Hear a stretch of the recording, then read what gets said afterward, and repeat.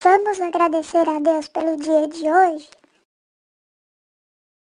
Não posso terminar o meu dia sem agradecer a Deus pelas bênçãos e livramentos que me concedeu.